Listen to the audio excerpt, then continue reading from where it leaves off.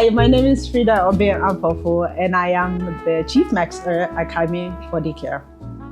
Thank you for tuning in to our special edition of the Remember You series, a series that we've been doing since January 2025. This particular edition is quite special because obviously it's for International Women's Day. And I am so honored to really be profiling some of Kaeme women that have been in partnership with Kaeme since.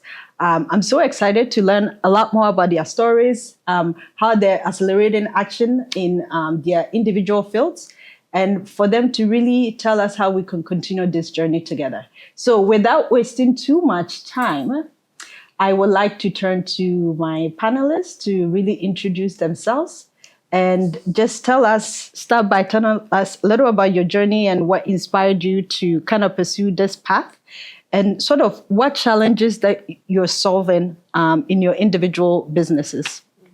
Stefania, you want to start? So I'm Stefania Manfreda. I am a designer and entrepreneur. I have evolved from different let's say business fields, but I have landed in the creative space. The journey has been one of discovery and finding oneself, really, because as a creative, moving back to Ghana, I wasn't really finding my footing initially. So I went straight into corporates, worked in a construction firm for a bit, just so I could get the landscape and understand the business side of, living in Ghana, and had my toy on the side that was happening. So that was like a joke, a fun thing to do, a passion project, which has now evolved into a lot of things. So Lokko House, which is an urban concept store, African urban concept store, El Lokko, which is Ghana's first women's concept store. And we run Airbnbs as well, which are all guest favorites. And we've run galleries, we've had a whole bunch of events. And I guess our impact has really been in the culture space, in allowing people to express themselves and having a space in which they could do that.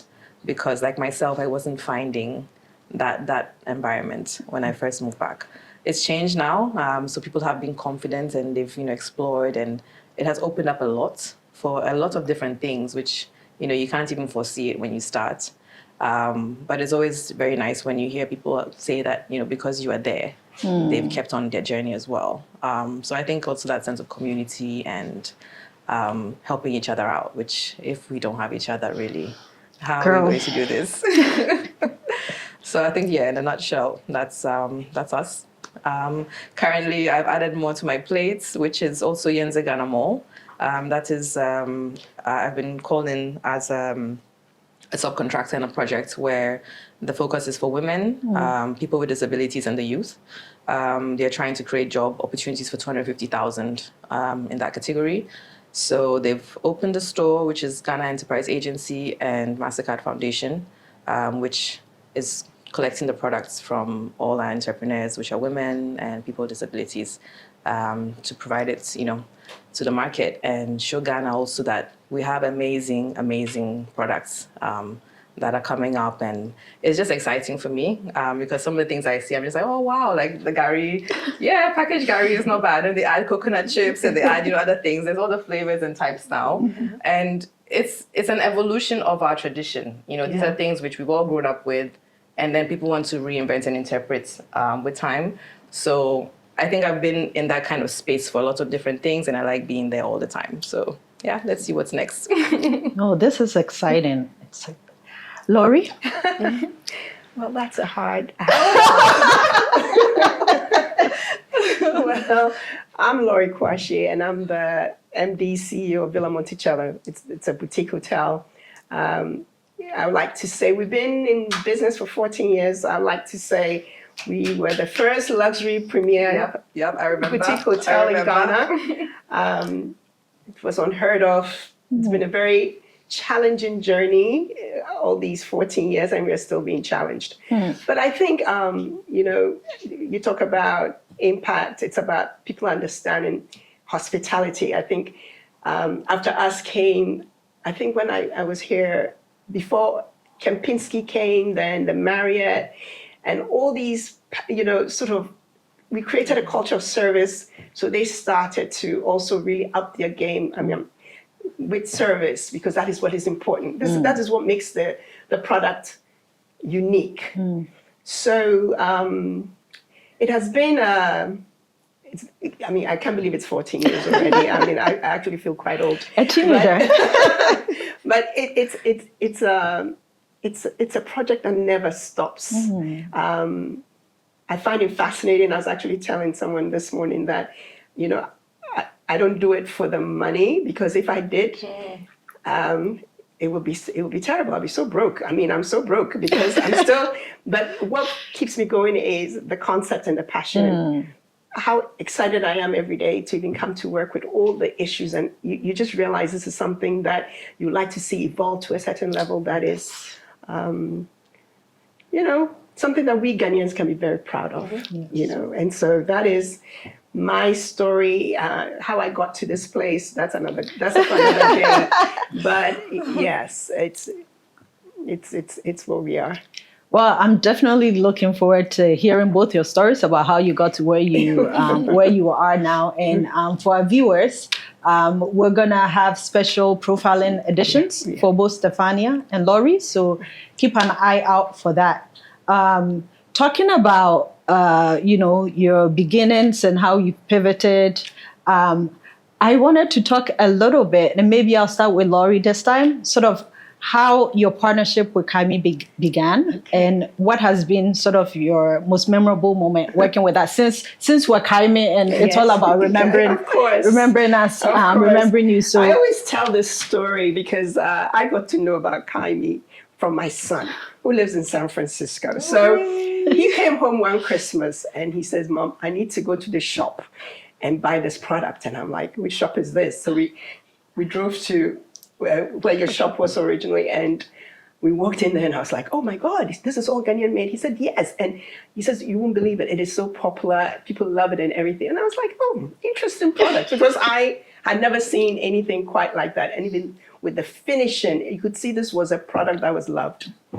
So he bought some and I bought some, and I actually even bought some for my mom, and we were like, "Oh my goodness, this is really good." And that's how come I got sold on Kaeme. Now, how it became a part of Villa was, we were using an Italian product as our toilet for our toiletries, and then about a year or so ago, we just decided that, you know what, let's see let's be a bit more African, and also for sustainability reasons, we didn't want to buy the individual tubes. Everybody was now doing the full-on tubes, Dispensers. the dispensers in the bathrooms and everything. So I just, initially I thought of another company in South Africa, and I was like, let me ask Frida what her appetite for like a contrast. Yes, what her appetite for this would be. And so she actually came. This is what was very interesting. She came and said, "Let's talk and let's see what we can do."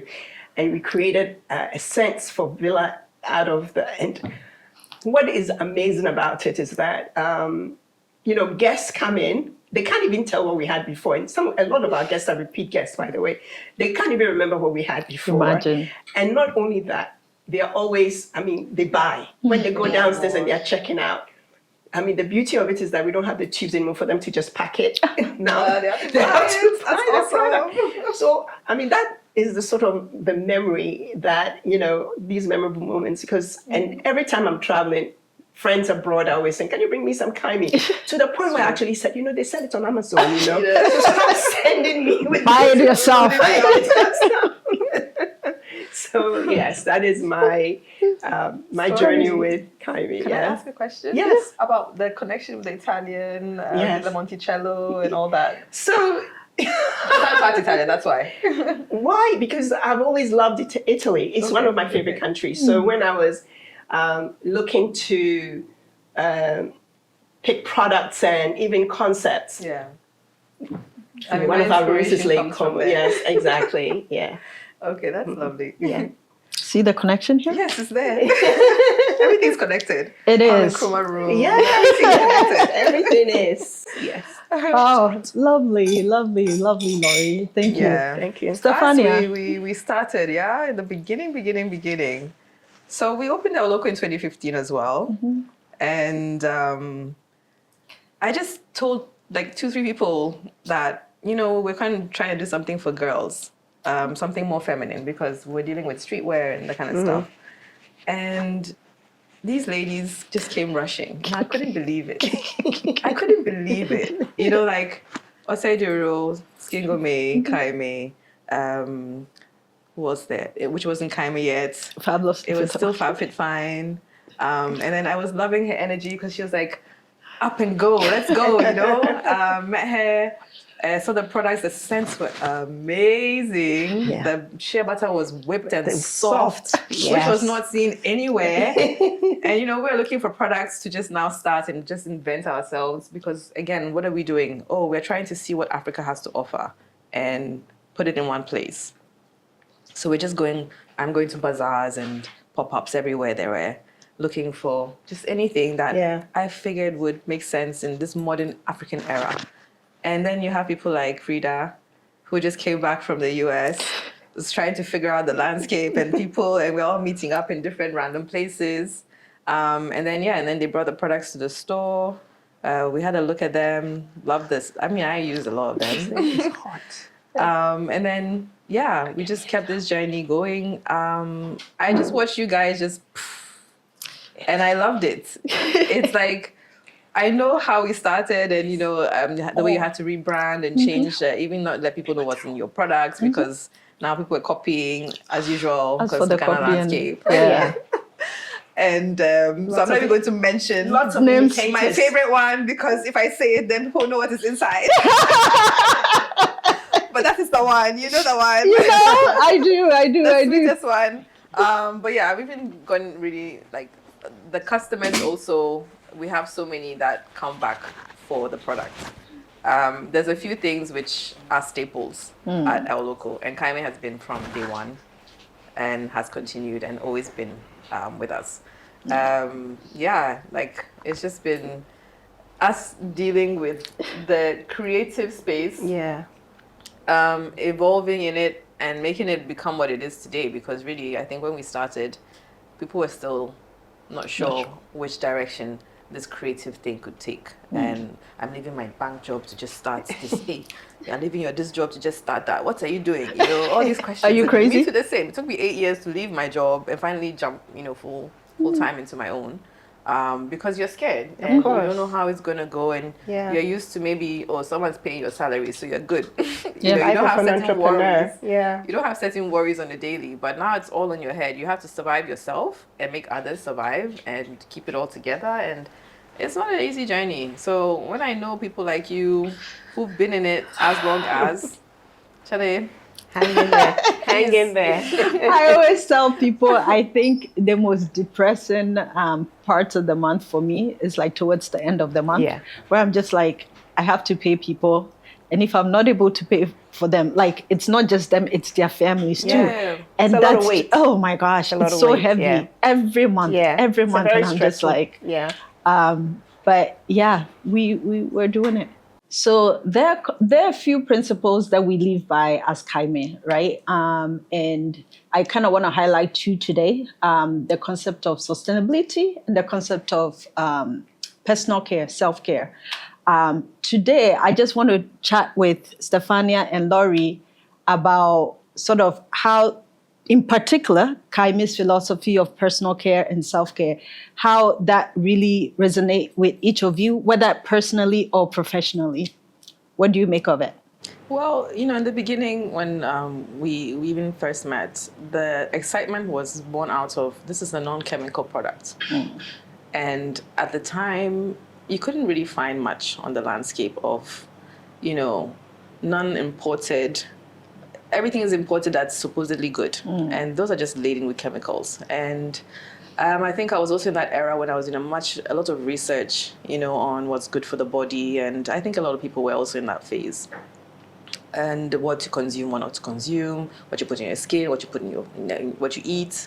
And Kaeme's ethos was like, correct, because we were going into the organic and natural as well. So yeah, there were lots of products we could have put into the store, which at the time, you know, we could have gone and picked anybody that was Ghanaian, but we were looking for a specific kind of, you know, sensitivity or attention to wellness. And you can't tell me putting chemicals on your body is part of wellness. So your kind of product was really spot on for us, because it's 100% natural. And you even explained to me how, you know, you were studying food labeling and you just saw how much stuff we are putting on our skin and it's like really terrible for us. And I was like, yeah, somebody who gets it. So really, really married very well, you know, with the way the direction we were taking. And I really wish that most people would, you know, understand the benefits. I don't use products, basically. I use only black soap. I don't use store-boughts. Like, I use what we have in store. Body products from my store, Kaeme, and, you know, the rest. Hair products, same. Because I know they're clean. And I'm not a very fancy person, you know, I don't do a lot. But the little I do, let me do it well and do it right. So, yeah, so definitely aligned very well. Thanks for that. No worries. Laurie? I think she's talking about the internal, which is the product, in terms of the ingredients. I think I would touch also, I mean, she's already covered all the good stuff. For both of you. So I'll touch on the professionalism and the way, the passion Frida has for her product. And that's what we see in terms of personal care, because she really represents her product. Yeah. So it's all good. The service, because we are a service industry, the way her service to us is exactly the kind of service we also like to pass on to our guests. So it was almost a no-brainer for me in terms of who she is and what she brings to the table with the product that made it a very, how can we match in terms of your passion for your personal care, you know. It's kind of crazy sitting here listening to you all, because I'm just like, you're doing. I really don't. I'm just like, we just wake up and we try and do our best every day. Yeah. And it's really just great to actually hear from you. It's important. And it's especially, important. you know, partners, you know, companies, women that we've partnered with for some time. So, well, great. Thank you. As I said, this is the special edition, International Women's Day 2025. So we will not do justice if we don't talk about the theme for 2025 International Women's Day, which is accelerating action. So part of accelerating action is really driving progress for gender equality, women, so many different aspects of it. And one of the things I want to kind of maybe hear from you too today is sort of, how do you as women, how are you as women really accelerating action in your individual respective fields? I think with me at the moment, it's, well, on our daily, what we do really, we are dealing with women a lot, and other groups of people also, I would say youth in general, who are trying to figure out their next step in life and how to make a living from their, you know, chosen path. What we do, like, most of it goes directly back. You know, whatever we sell is going straight back to whoever is bringing the product. So it's a very direct chain, and I literally see the family, the children being born, the marriages, and and you know, there's growth, or the companies expanding and employing more people, and it's really straightforward. On the other hand, there is also the Ghana Mall, which is also an initiative which is specifically tailored to accelerate people's and businesses and various entrepreneurships. So that's also a specific space where I'm putting some energy, because we're supposed to onboard as many women entrepreneurs as possible. There's various models where they can go through workshops and trainings and capacity building. We provide access to market, totally no cost to them. There's a whole bunch of initiatives that is also helping. So sometimes people are like skeptical, you know, when you tell them it's too good to be true. They're wondering, like, where's the catch? You know, but there are things out there where money has been provided to actually help people. And there's people actually doing the work. So I mean, I would say take a risk sometimes, and jump in. You never know what good can come out of it. There's lots of people who are actually trying to do something for underprivileged groups of every kind, and if you go looking, you will find them. So yeah, that's also by the way. No, that's impressive. Thank you. And I think what I took from what you were saying is that accelerating action for you, it's every day. It's really what you do every day, and you see it every day. You even see the results every day, the deliverables. You see changes and the impact every day. It's not Yeah, so it's far too far removed. from Maybe if you're running a franchise where you don't know the person personally and you don't even know who's in your store, kind of thing. Yes, because then it gets too big and you literally cannot know everyone, and then it becomes a system. So then, you have to now go into data and find information, but it's really that close that we can literally see it physically, and you can understand if what you're doing is worthwhile or not, really. Otherwise, we still wouldn't be here. Yeah.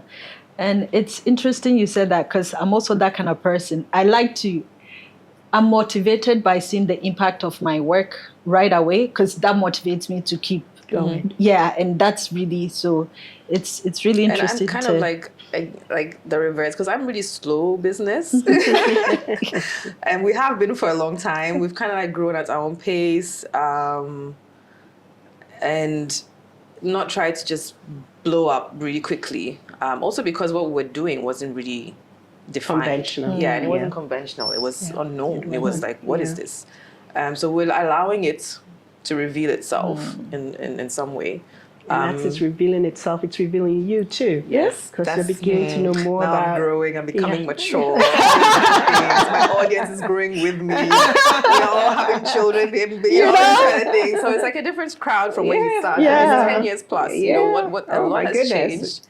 And that's also very beautiful to see, because like, now the new ones are coming in. You people, you're small people.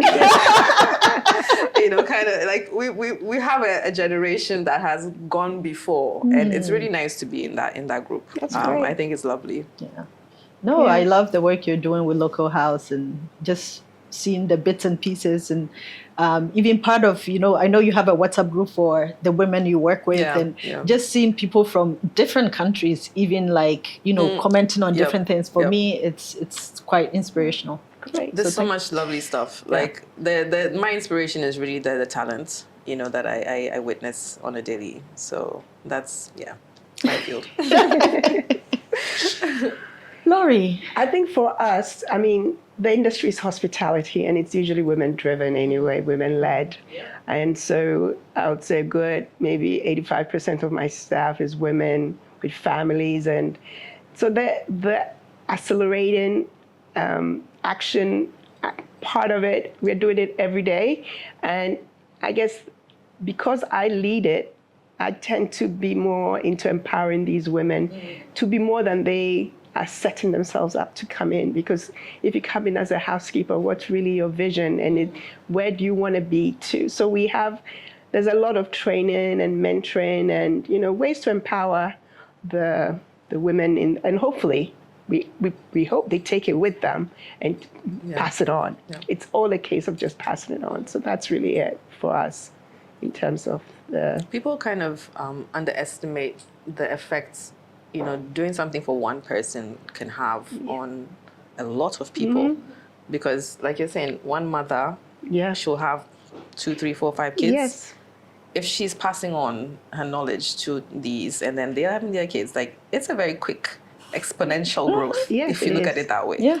And one seed planted can really affect a generation and generations in a very deep way. Yeah.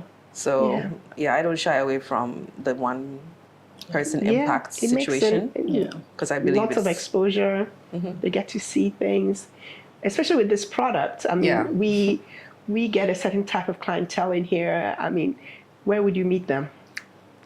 Hard to find if you're not meeting them. Almost impossible. I mean, it's very difficult. Anyway, you just name it. Yeah. So it definitely is impactful. It is. And it makes a difference. So I mean, what I hope everybody picks out of it is just that this is an opportunity for me, and how do I run with it? Versus, it's just a job kind of thing. When you leave, you get something. Yeah, exactly. More Exactly. Yeah. Yeah. I mean, we've trained photographers who maybe they came in as a salesperson, and then, okay, we need pictures of the product, so you guys try and do something. And then they start trying, and then like, oh, I really like doing this, and then they take it. And one guy just like quit, and it's like now full-time photographer. Huh? That's Found his fantastic. journey. I'm like, spot on, nice, and it's a lot of that because it's like, okay, let's go and see what we can do. A lot of people just take jobs because I'm looking for a job. But I like to challenge you then. Whenever you come, what are your skill sets? Yeah, okay, anyone can stand in the shop and try and sell something to someone, but what else do you like to do? What else is your interest? And a lot of times then they'll branch off, or I'll give them the opportunity to branch off into that field.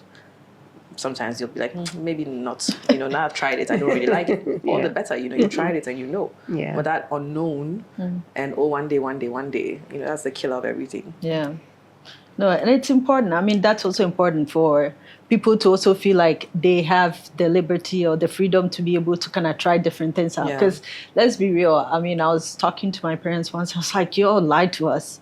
When I was a kid, I always felt like my parents knew exactly what to do, the right things to do. And I'm like, I was talking to my mom, like, Mom, you're this old and you still haven't figured it out, So just the ability and the opportunity to really try things out and to figure out, okay, this is for me, this is not for me. Because sometimes you even think you know what you're doing, but you realize actually not really. Not at all. Yeah.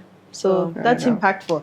I think we've kind of sort of answered that next question, but I'll still kind of blurt it out anyway and sort of move on to the next question, so that if you had anything else you wanted to add to it, feel free. If not, we could just kind of continue the conversation.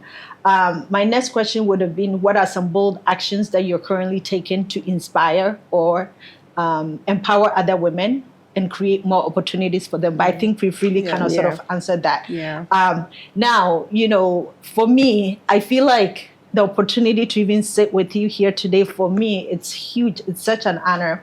And for those who are watching us, what advice would you give to other women who are just starting out and navigating challenges in their own careers and their businesses? Laurie, you want to start? She has more experience. definitely has better things to say. I was actually thinking about that question this morning, and I was just sort of thinking in my head, what would I say? And I was using my marketing manager as a reference. I said, if I said this to you, how would you feel about it? But I think it's more about, I think I sort of talked a little bit about it. It shouldn't be about the money. It shouldn't be just a job that you're looking for. It needs to be something that you can take with you to wherever you go. So just don't get up and say, oh, I'm going to work here, till something better comes along. I hear engineering is great, so I'm going to be an engineer. I hear accounting is great, it's a stable job, it's because you want to do it. I'm an accountant by profession, but look at me today. I think there's more fulfillment in your life if you focus on what really gets you up every morning, and it's not so much, because the downside of it is the fatigue you get if you're not doing what you enjoy doing. There's different kinds of fatigue. So, I mean, the advice be fearless. Be fearless. There is, I think that's really the question, but the statement, be fearless, but also think more of why you're doing it, your purpose. What is it? Am I just a cleaner because that's what I can get into? Or as you said earlier, you may just say, I want to explore this. This is just an entry level for me, but this is where this is what I want to become. And I think a lot of the time I tell my staff and everybody else that, whatever you learn, you take it with you. We celebrate you, or we make, what happens is, for us, you're here for a period or a season, and we are just enjoying, whatever you're bringing to the table, we get some of it, but it's your talent. When you leave with it. I mean, you don't leave it with me, So I think a lot of the times people need to be a bit, especially women, especially in our culture, where you think it is really just a side hustle that you need to do, but I'm waiting for this, so this is what I'm doing in the meantime. I think you need to start off with what's most important to you and how you think you're going to go about achieving it as you on that journey. It's entrepreneurship for women. It's not a joke. It is But not. our mothers, our aunties, we've seen them all run some kind of business. I think it's pretty much ingrained in our landscape that women do work, even if we like to call it petty trading, which that term seems very horrible. Yeah. But a big portion of the market is moved by petty trading. Yeah. I say for entrepreneurs, the journey is yours, really. You should make of it what you will, because you can decide where to stop or how far to go. I think it's easy to reinvent yourself, to invent yourself, if you really are in tune with what your passions are. Like she was saying, I did the 9 to 5. I got a good package, trust me. I'm like expat because I was in Italy. They're like, oh, you want a job in Ghana, da da da. So I was good, and it gave me the opportunity to start something I enjoyed, which then started to grow and started to demand more and more attention. And you're like, okay, which direction are we going in? But then like you're saying, at the job you're just a person. I learned a lot. I enjoyed the experience, but when I felt that the experience wasn't giving me much back, I'm like, why am I still here? Yeah. And I had to ask myself questions over and over again. So what am I going to do? I was terrified of making the jump.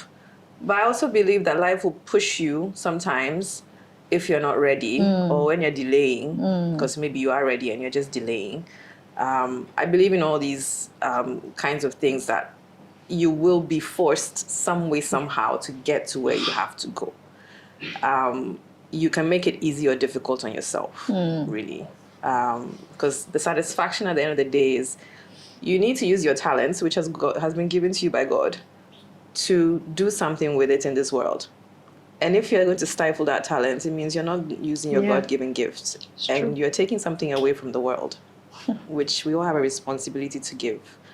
So I really struggled, with myself because, do the safe thing, go and study economics, I did all that because, your parents too, in your case, you have to listen, they'll stress you out, you stress them out. It was a whole thing. I did 2 years of economics and I was like, guys, I cannot. I am going into depression here. I cannot. And someone asked me, I'm speaking from the point of, privilege. Some people don't even get to choose what school they go to. I'm like, it's true, but where I was, I could make that choice.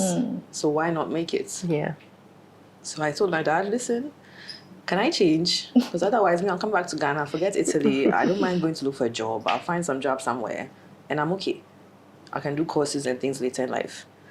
But I found a university for me, which was a gamble, and it was a discovery. And it was, I didn't know what direction I was supposed to take. And then I found it because I didn't stay and say, okay, I give up. I'm going to, do what I'm told. And that has been the case since I've been in Ghana, really. It's just always doing what I want and not what I'm told. And that it's brought something new to the table. For entrepreneurship, really, it's risky. It's hard. It's very, very... These days, I don't sleep. Yeah. And that's nobody asking me not to. I'm not doing it. I'm punishing myself. I don't know what I'm like. I don't sleep because there's things I need to get done and everything's on your head and you will be always on call. There's no time when you are like, you can't be on call. So be ready for all that. It's really important. And how far you go really kind of depends on you. Good luck. Wow. Like true gems, man. Yeah, I feel like we can actually sit here all day because, the more Laurie and Stefania talk, the more I'm like, my gosh, I have so many questions. But I think I'm just going to have one-on-one with them because I, as much as I'm 10 years old as Kaeme and I'm getting into my teenage years, I still feel like I need to speak to some older teenagers, to really just get myself rolling. My next question to you was going to be sort of like a message to the new generation of women. But I feel like the last answers sort of answered it. For the sake of time, I'm just going to ask you one more question. And then I think I'll probably just follow up with both of you offline. That's fine. But how can people engage with you and your businesses? So various aspects. We have retail. We're pretty much online everywhere you can imagine. We don't do online sales though, but we have the physical stores, and online we can be reachable anyhow. For brands who want to bring in products, we have a process where there's an application, and it's pretty straightforward. You just fill in a form. Once we get it, we'll get back to you and check samples, and then take it from there. Airbnb is online. Amazing. You really need to check it out. If you need an Airbnb in the middle of the city that's quaint, unique, I tell you, you will thank me later. Anyway, didn't mean to cut you. Thank you. Yeah, and I mean, my number's on there, so yeah, it's pretty, again, we don't do the whole, smoking mirrors and things. We're pretty straightforward, open face, so you'll meet us if you look for us. It's quite easy. Yeah. Laurie? With us, it's villamonticello.com. You could email me, Laurie@villamonticello.com. Our location is right here at Airport Residential Area. We're just about to, in a few months, open our first franchise in Tamale. It's going to be amazing. Yep. I mean, I cannot wait. This is beautiful. My goodness, you haven't seen anything yet. Oh my gosh. And I'm telling you that. I hope we're invited to the launch party. You will be. Stefania. Absolutely. Absolutely. So yes, that's how you can get in touch with me. No, lovely, yes, lovely. nice. I think I have so many memories here at Villa Monticello. I think for our audience, serendipity, I guess, or I don't know what it is, but I had my wedding here at Villa Monticello. Not only that, in this particular room, so it's kind of dear to my heart. But, I remember, Laurie has been talking a lot about service. I remember we had a team here from all over the world. And I had such great experience at Villa Monticello. So I brought them for breakfast. And, something small went wrong and I text Laurie. My goodness, it was like a speed of light. I mean, Laurie and her team corrected it so much that I actually ended up apologizing back to them because they just, whoa, I was just like, my goodness. Every time I have people in town, check out Villa Monticello. Yeah. It's in the middle of the city, but it's still so quiet and serene. Yeah. And one of my favorite things is boutique hotels, because if not, what's the point? I feel like my house is better than the average chain hotels. So if I'm going to be paying to stay somewhere else, it has to be a boutique hotel. I mean, that's just me. I'm just saying. Frida. So I feel the same way too. The experience, right? So please engage with Stefania and Laurie, Lokko House, Villa Monticello. We'll have their contact information on the screen for you. I do hope you've enjoyed this little chit chat with Laurie and Stefania. And we hope to bring you more of these. And we hope you do remember us. Thank you so much for joining us again. And feel free to send us any comments, questions, whether for Kaeme, whether for Laurie or Villa Monticello, or whether for Stefania of Lokko House. And we'll be more than happy to get it to them. Thank you.